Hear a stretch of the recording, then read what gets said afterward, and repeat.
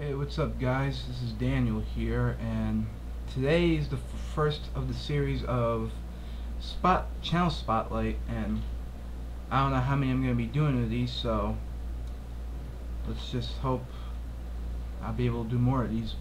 Yeah, this is the first episode of the series of channel spotlight, and what I do is, the show is that I pretty much put a spotlight on certain members of YouTube, like channels, like the member, like recommend it to people, tell them, say good things about it, you know, like kind of like a homage to them, like taking my time to talk about these guys and how good their stuff is. Oh, I'm not good at explaining this, but long story, make things shorter. The first episode you're watching right now, this is sorry, let me take a drink on this one, because sometimes my mind gets a little fuzzed up from trying to explain things, and oh,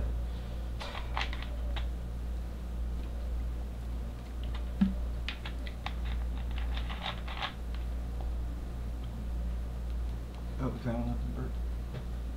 Anyway, sorry about that.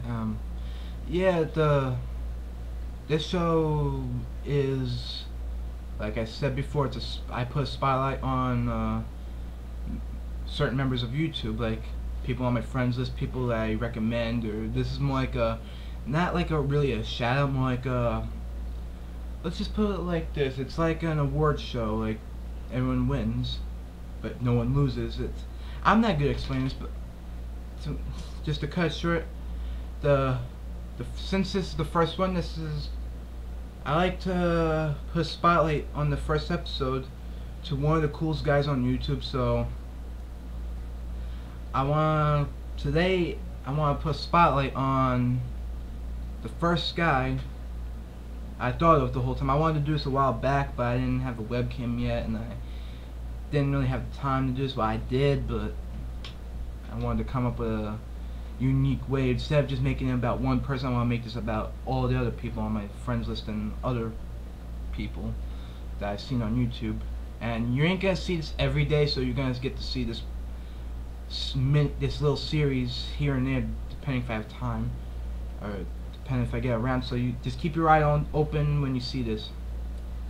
So yeah, I like to put a spotlight on, like I said, one of the coolest people on YouTube, and I have to say, one of the fucking funniest dudes I've ever seen, especially when it comes to reviews and rants. This guy is a legend, and if I have to say this, if it wasn't for him, I would not be doing videos like this. And I would have done it either way if I saw someone else's videos as inspiration, but this guy inspired me somehow.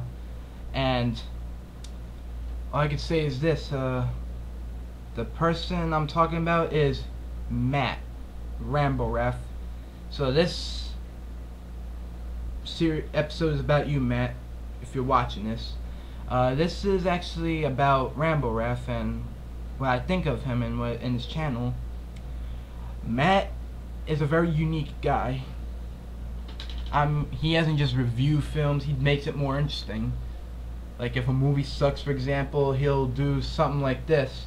Like, he doesn't really do this all the time, I'm just making an example. Like if he'll go over the top. That's what I like about him. This guy's over the top, and he makes it funny and watchable. What do I mean by watchable? Well, you'll see at the end of the video. So anyway, pretend this is a movie, and you know what he does when he goes over the top? This movie, yeah, you know, something like that. And well, it's funny as hell. I'm sorry, but and the first thought that came to me was, how did it all started? What made me discover Matt's videos? Well, it started over a year ago, like last summer, when I was on the computer going through remakes and horror films, and I forgot which movie I was looking up about this whole remake thing, and I think it was Friday the 13th or Nightmare on Elm Street. I don't remember which one it was. Then I happened to come across his video. I just happened to look in the search, and I saw this guy, and I'm like he said there was like a list of these things, and some of the sound things, like, okay, this sounds pretty cool. So I started watching it, and I started watching this guy. I'm like, wow, this guy's pretty cool. But I think the last few minutes of the second part of the video is what pretty much got me hooked on this guy's videos. When he, well, this will explain it all right here. Hollywood, you gotta take chances. You gotta try to come up with some original ideas. Or take ideas that have been used, but then create your own. Not using the past to make a quick buck out of. That's what you're doing. You're taking these classic movies people love, you know, whether it's you're going to try to remake the film Near Dark, or you're going to try to remake, I don't know, one day it's going to be a remake of Tremors, it's going to be a remake of Snakes on a Plane someday. I mean, what the fuck, the way things are going. You know, I think they want to remake The Hidden, they want to remake every, like I said, about every goddamn movie out there, so. Hollywood, you need to come up with more original ideas. This is why the horror genre is in the shitter today, pretty much. Because the only times you see, I mean, really, when was the last good horror movie you saw that was in the theater? I mean, yeah, I mean, Cloverfield, some would not call it a horror film, they call it, you know, a Godzilla type movie. Is that a horror film? I don't know. You know, Grindhouse. That was a kick-ass throwback. Of course, no one else went to see the fucking movie because it flopped. So thank you all fuckers for not going to the movie theater. I'm one of the few that actually went to see the goddamn thing in the theater. But none of you fuckers went because it flopped big time.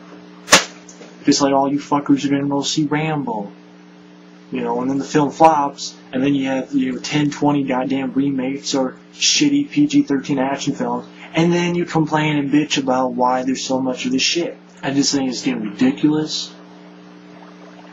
I mean, we need to get some more original films, or, you know, they need to take more chances, okay? That's all there's to it. I don't want to see the Hellraiser remake, even if Clive Barker is writing it. Don't need a Hellraiser remake, okay? The original Hellraiser hasn't even fucking aged at all. You watch Hellraiser today, it's just as good as it was back then. There was talk of a fucking Jacob's Ladder remake. Not many people know that movie, but the movie was made in 1990. For Christ's sake. Seriously. Like, I mean, if you don't remake a movie like Chud, fine. Do a similar film to Chud with sewer monsters, but then come up with your own story, your own characters, your own experiences. You know, make original horror films like High Tension, like The Descent, like there was this one called Feast, which was really good. You know, come up with that shit and then actually get into the theater. You know, Cloverfield. I thought Cloverfield was really good. You know, it was something I had not seen before like that. Similar, Blair Witch Project or Godzilla come together, but I had not seen anything exactly like that. I thought, oh, Cloverfield, that was pretty cool. Grindhouse. Seeing that in the theater, that was a hell of an experience. People in Hollywood, some lazy motherfuckers. Get your shit together. That's pretty much it. Tired of these fucking remakes. Hollywood, you piece of shit. You lazy motherfucker. All these remakes. Stop. Okay? I'm begging you. I'm pleading you. Hollywood. Stop the goddamn fucking remakes. Yeah, that's the video, and that's pretty much how it all started for me. And yeah, talk about a movie reviewer going a little over the top or ranting. But this, since it's a rant, so yeah, he's got the right to say what he had to say right there. But yeah, and as time went on, I started watching more of his videos. Like, I saw his DVD collection, which I think are fucking cool. He has really good selection of films, and I can't blame him at all about these other things he says in his rants. Like, and I can't see why not he like some of these films. And I don't know how to put this homage to this guy. Well, plain and simple, the guy is a legend. That's all I gotta say. And by the way, wondering, like, for those who have not seen this guy's channel and you're just discovering this,